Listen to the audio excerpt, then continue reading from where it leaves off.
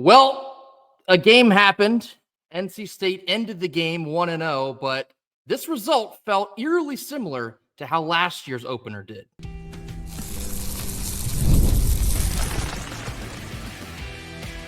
You are Locked On Wolfpack, your daily podcast on the NC State Wolfpack, part of the Locked On Podcast Network, your team every day. What's up, Wolfpack Nation? It's time to get locked in with Locked On. Thanks for making Locked On Wolfpack your first listen each and every day. We are free and available wherever you get your podcast and on YouTube, part of the Locked On Podcast Network, your team every day. Welcome to our Thursday evening post-game live, and of course, this will also serve as our Friday show. This show is brought to you by Gametime. Download the Gametime app, create an account, and use code LOCKEDONCollege for $20 off your first purchase. As always, terms apply. Well, here we are. What's up, Wolfpack Nation? As always, I'm Grayson Boone, joined by former Wolfpack defensive tackle Kenton Gibbs. NC State, I guess, survives, if you want to call it that, 24-17, and it took a fourth down stop very deep in our own territory with under a minute to go to secure the victory. I'll just get right through it here. I can't help but feel so terribly underwhelmed with what we witnessed tonight. And what's interesting is, I think the majority of us expected it to be a good game coming into it. There were several people that expected a blowout. On some level, I expected us to, stand on business as well. But the way that we took control of this game in the first 20 minutes to then relinquish control for the final 40, it's just man, this is the same old song and dance, isn't it? This is the same product, just in a little bit different wrapping. We had on different uniforms tonight. I guess you can call it that way. But, as the clock hits zero here, it's the same feeling that we had at the end of last year's season opener against the other directional purple school in the state of North Carolina, Western. You felt like you wasted a lot of opportunity. You felt like you kept them in it for far too long. And you felt like even though you won the game, it doesn't exactly feel like a win. What do you think, Kenton? I think this is worse. Because last year you had a lot of things that were new. All this newness that had to get established. All these guys that were brand new to the program. All these, everything felt new. Okay? This year we were supposed to have continuity. We were supposed to have more talent in some ways, less talent in others. I was thoroughly let down by this performance. Thoroughly let down by this performance, because especially when you look at what Dave Doran's talking point was all off season, it was leaving meat on the bone. All off season, it was, oh man, we can't leave meat on the bone. We got to finish right. Well, here you go. Here's your opportunity to finish right. You get the dream start. You can't draw up a better start than a 17-0 lead. You can't draw it up better. You get the opportunity to where, now we just got to finish, and then you do this. It's one of those things, man, where I'm just sitting here saying to myself, you can't teach an old dog new tricks. And that really is what this feels like at this point, because I was a part of Dave Doran's first ever recruiting class. The problem was there when I was here. The problem was there when Bradley Chubb was here. The problem was there when you moved beyond that class into Devin Leary and Ryan Finley being here. The problem persisted when you moved beyond that to 4 quarterbacks in 1 year. The problem persisted when you moved to MJ Morris at quarterback. The problem persisted when you it's at this point in time, there is a fun thing in math called a common denominator, okay? It's a through line that you can trace to a multitude of numbers. You can kind of divide every number by this because it's a common denominator where you can take that out and get things down to their simplest form. Well, the common denominator at this point is the head man. And the head man, despite the lip service that we've been given about the team has to finish better, the team has to execute better, I can give you my class not executing well. I can give you that, sure. I can give you subsequent classes after us not executing and finishing well, sure. I can give you a couple of different classes in each class not executing as one class. I'll even give you last year. The seniors were underwhelming. Quarterback injuries from a guy that we thought was going to be it. I'll give you last year, but I cannot give you every single year with the same thing. I can't. And that at the end of the day, that's what we're seeing. We're seeing the same thing repetitively. So that's how I feel about this game, because last year against Western Carolina, you could tell things were still kind of gelling, and you could tell that while we were the more talented team, there was still some crucial parts where we just did not have the guys to get it done. This year, even at those spots where we have the guys to get it done, we just came up very short, or, kind of did a bunch of nonsense at point in times that leaves me feeling a little dejected coming out of this game, despite the fact that it was a win. And despite the fact that you threw a number in the W column. Yeah, I mean, look, as we always do on here, we're going to shoot you as straight as possible. Was it all bad? No, there were some bright spots.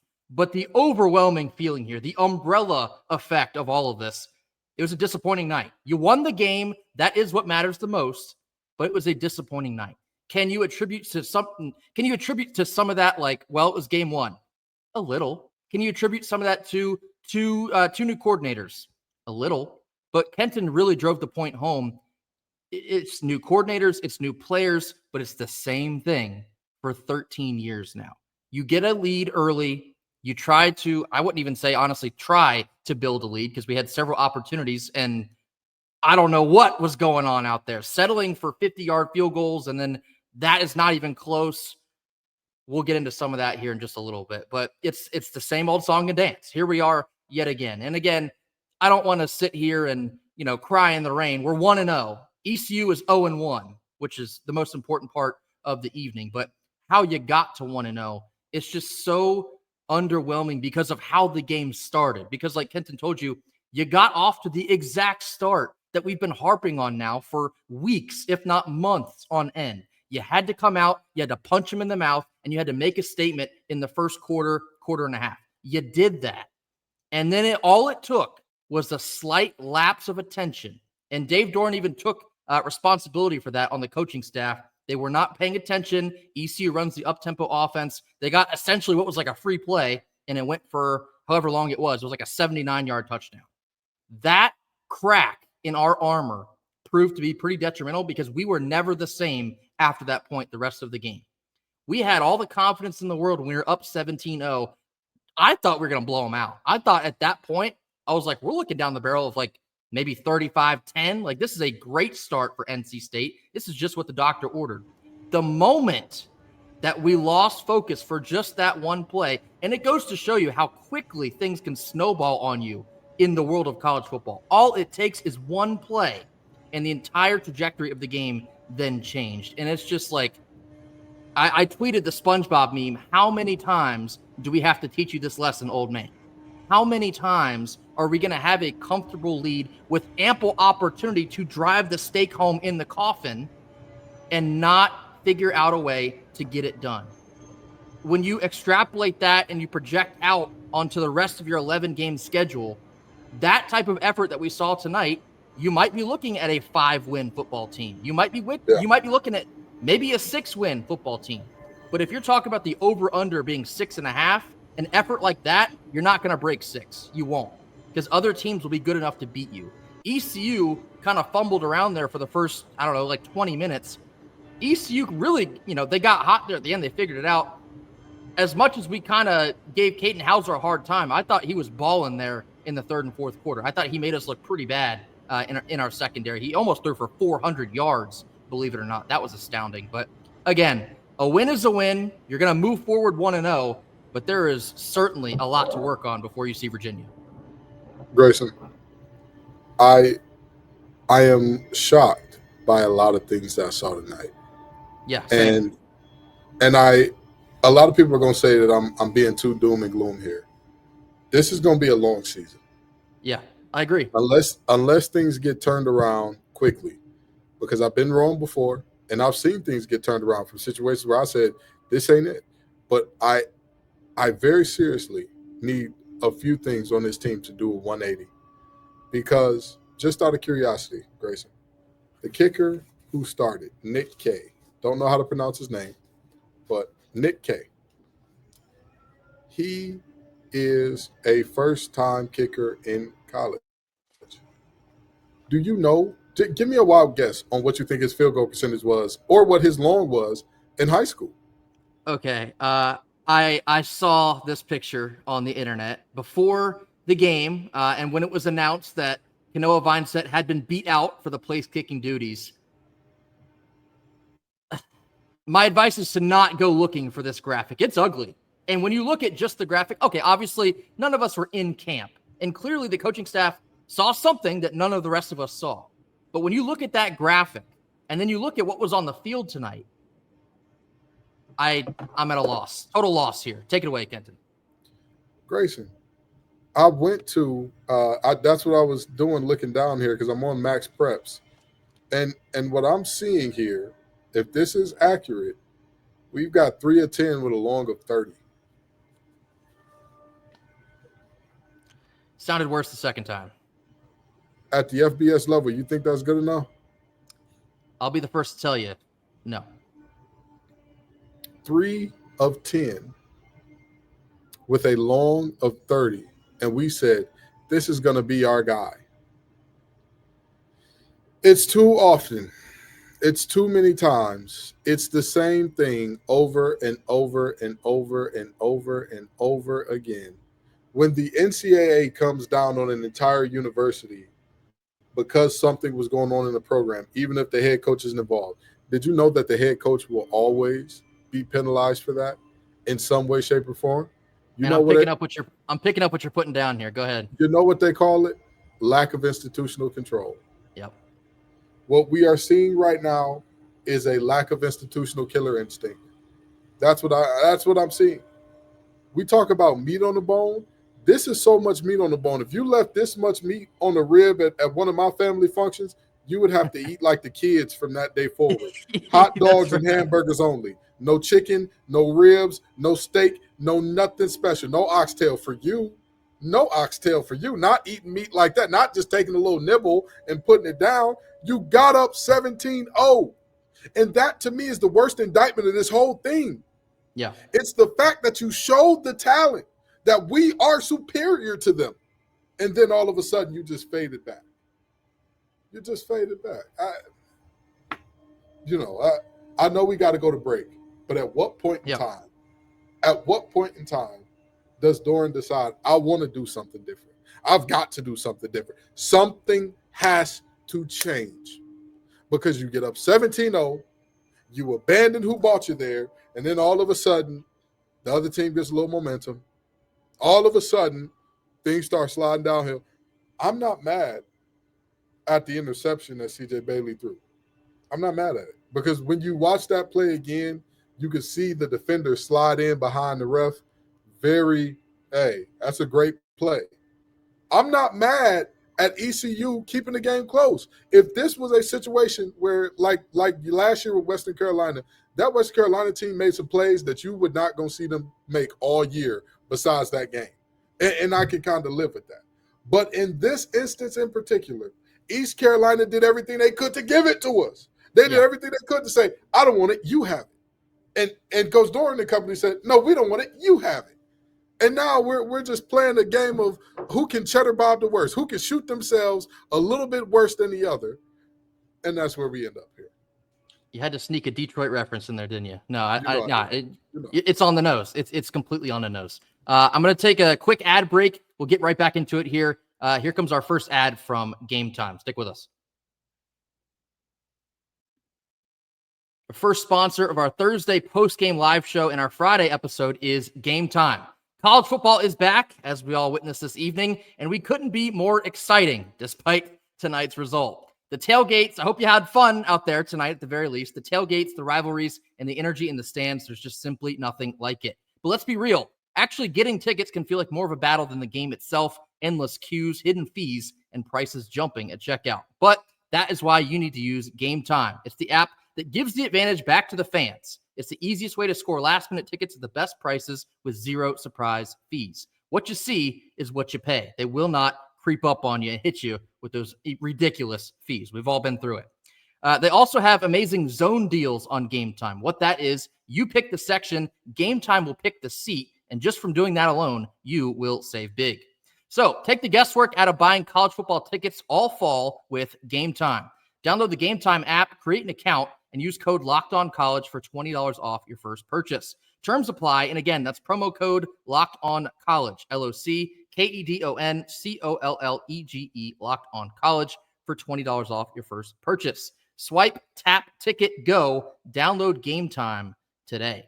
We also have the Locked On survey that I've been reading all week. Locked On wants to hear from y'all. We've been putting together a survey to learn more about our listeners and make all of your favorite podcasts that much better.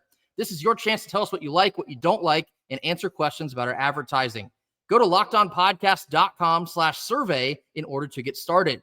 Everyone who completes the survey will be entered for a chance to win one of 10 $100 Amazon gift cards. Again, that's lockedonpodcast.com/survey. You can also find this link in our show notes. Thanks for helping us out. All right, middle portion of our Thursday post-game live/Friday episode. It wasn't all bad, like I was saying. Now we're going to talk about some of the best things that we saw tonight, because there were some good things. I'll start, and this also comes from, obviously, the first quarter to quarter and a half. The way that we did come out of the gates up-tempo impressed me. Now, why we went away from that is beyond my comprehension, but the way that we did come out and force the issue on offense. I thought Hollywood nearly broke. I think it was his first carry of the night. He almost took it the entire length of the field, if not getting tripped up there.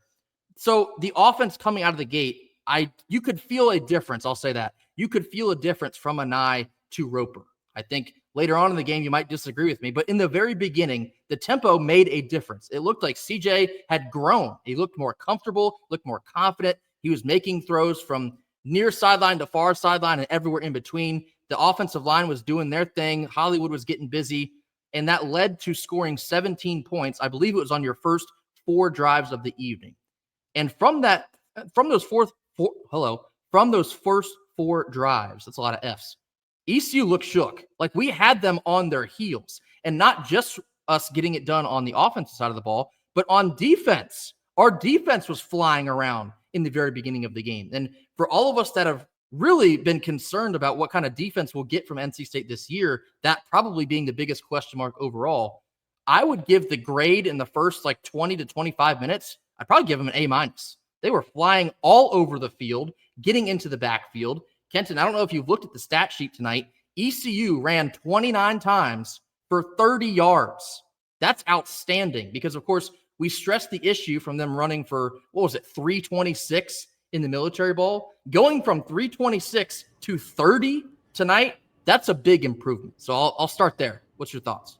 I mean, Harsh, Sloan, those two. Oh, my God. Monsters. Ooh.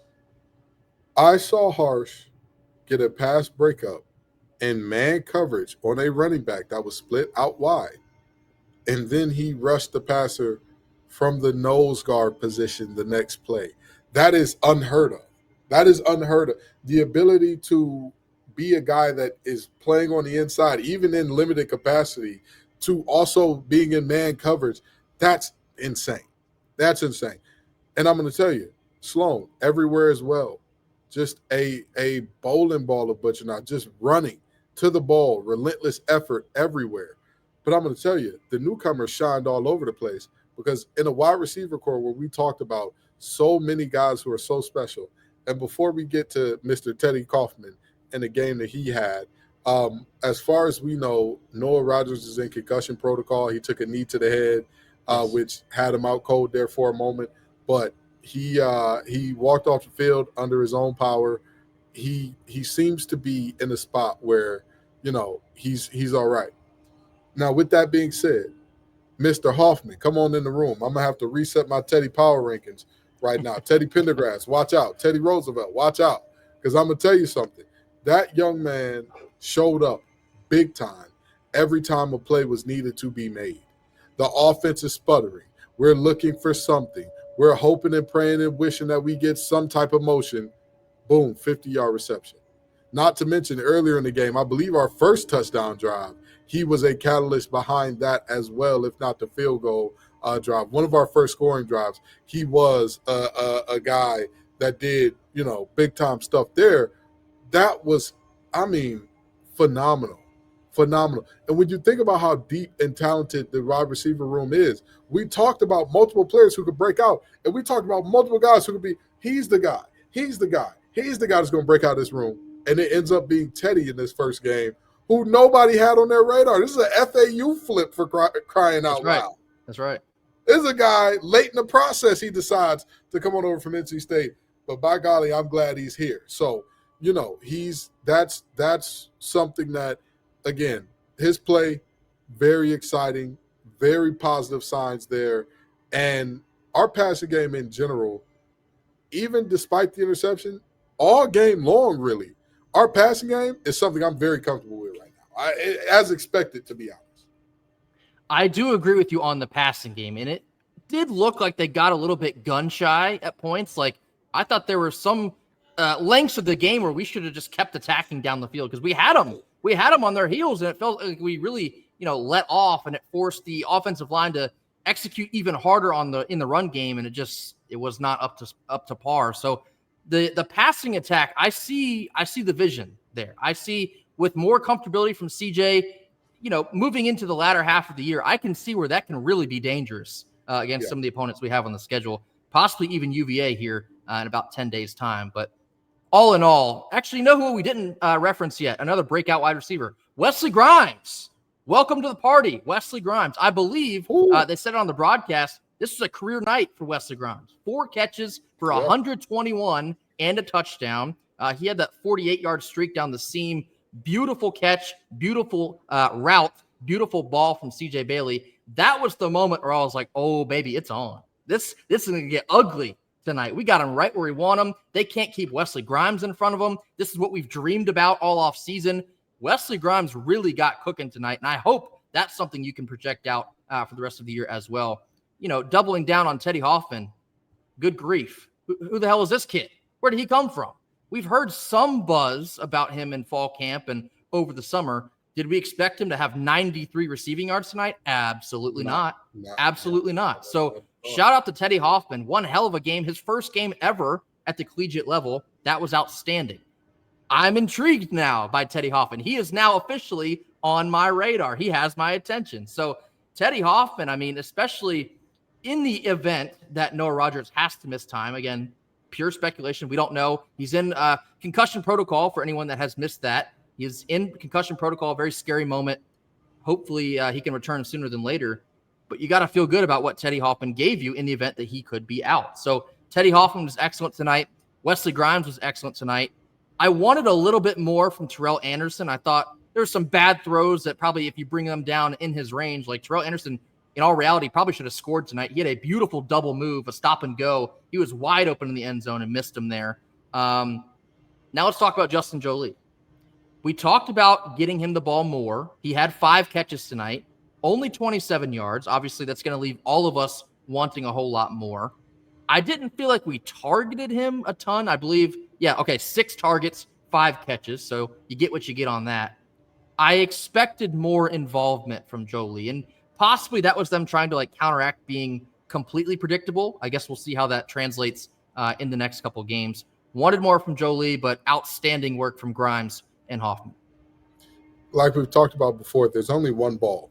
There's only one ball, and if we're seeing our top 2 receivers combine for 214 yards, I'm okay with somebody's going to be the odd man out. There's going to be Justin Jolie's going to have his nights. He's going to have his nights. He will. Where teams are like, all right, we've got to stop Noah. We've got to stop Wesley. We've got to stop Teddy now. And we've got to stop all these guys, and he's going to get his. He's going to have his. He's going to have his nights. To me, this felt like we're just feeding a hot hand, and I'm fine with that. My only complaint about the offense, why are you forgetting who brought you to the dance? Thank you. Yes. Up-tempo, deep ball is what brought you to the 17-point lead. Correct. That's what took you there. So when you get the 17-point lead, now it's, oh, no, I don't want to do that no more. No, I don't want to do that. I'm a technical recruiter. If recruiting from a particular website is what got me a bunch of great candidates, why would I walk away from that and say, oh, no, I want to do Indeed now because I've gotten enough hires. I'm good where I'm at.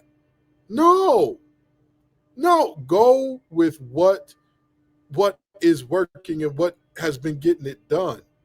I love the fact that we force-fed Hollywood Smothers. I love that. Yeah. But if you're going to do it, please don't do it with inside zones on literally 7 straight first downs. Yeah.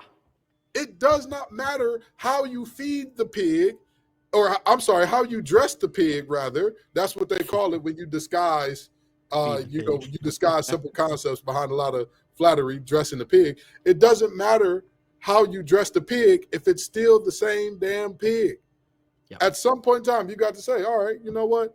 We've ran them up the middle enough. Let's try them on buck sweep. Let's try them on a little outside zone. Let's try a little stretch. Let's try a little, and to that end, again, the offense and what they did early, fantastic. The defense and what they did early, before the play where they catch us on our heels and guys are celebrating the sack, not getting ready, and they snap the ball and get that long touchdown. Before that play, the defense acted like every single yard that ECU got was an affront to their God. They acted like it was sacrilege to let ECU get a yard. And then after that, it was like, the seal's broken. Pandora's box is open. We can't, it all fed each other. The offense decided to slow it down.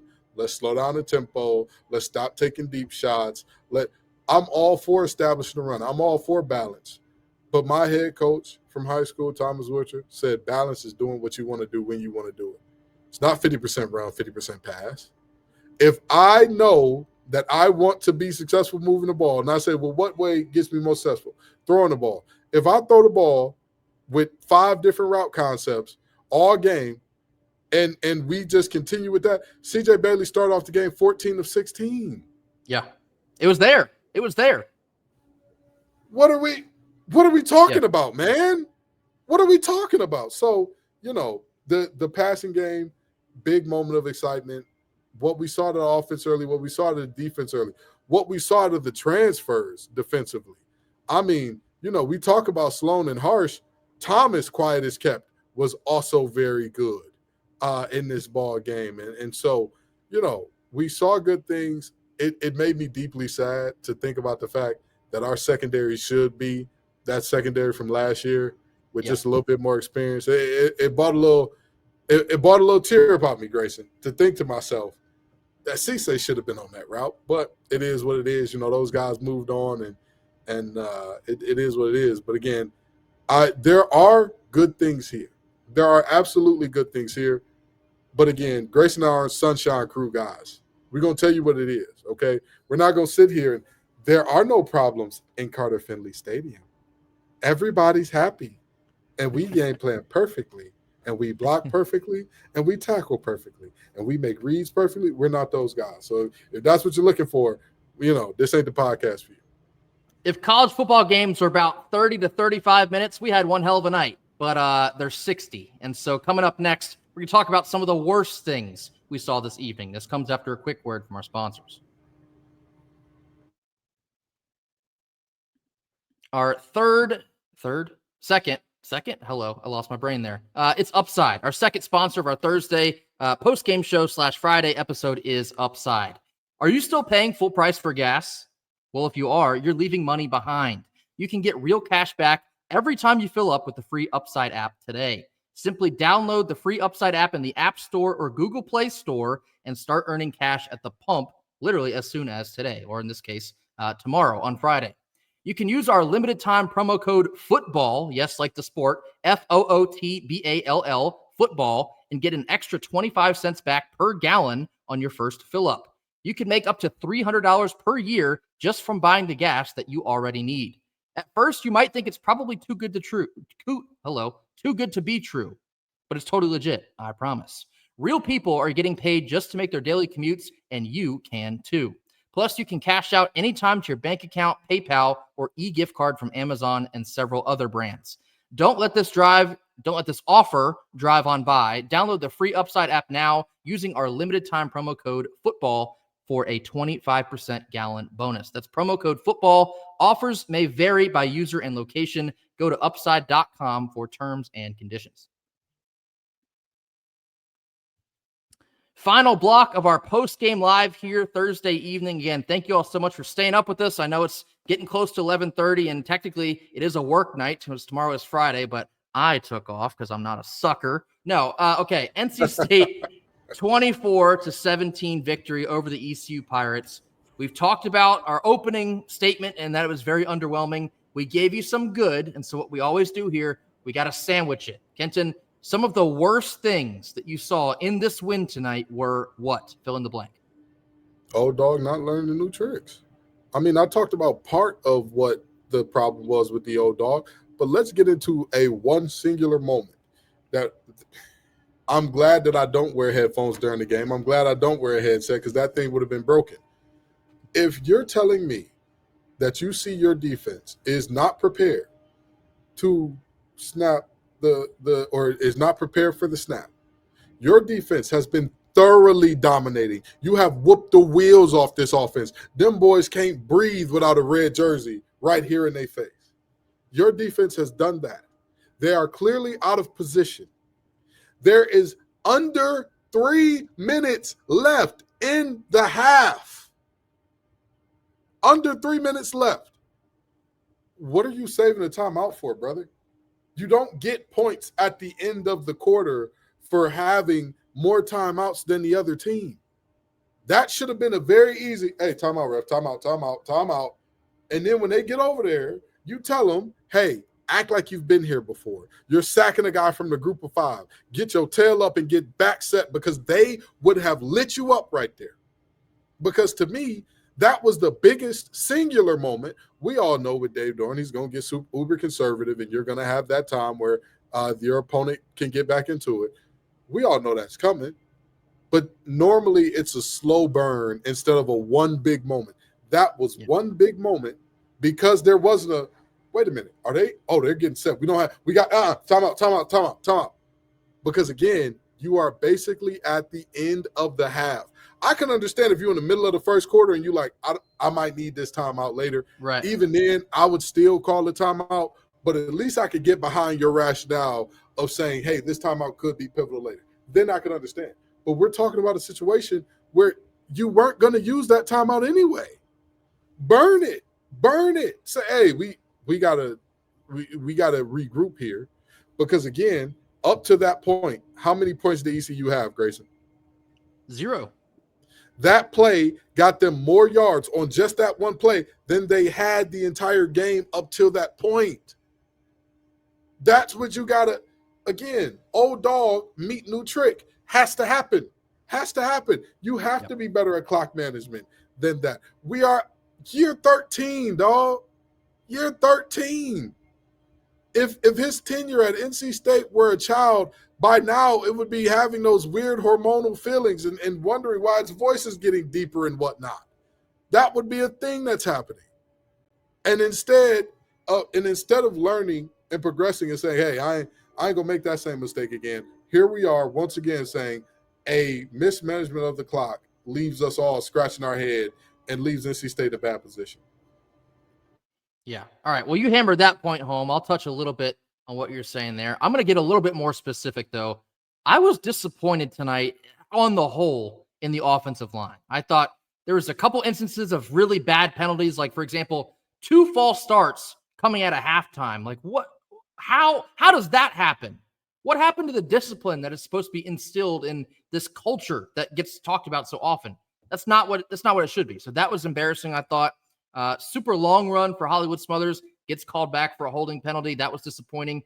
On the whole, like, I felt for the most part, Hollywood Smothers was just having to run into a brick wall and somehow he'd still get 4 yards, which is what Kenton tweeted. Like, if you give him an inch, he'll still find a way to take it a mile. But the run game as a whole, it was not what I thought it should be tonight. I was expecting much bigger lanes for Hollywood Smothers to exploit, and I thought he'd have a bigger game than he did. I knew he'd get in the end zone. That was simply a matter of time, but 22 rushes for 76 yards.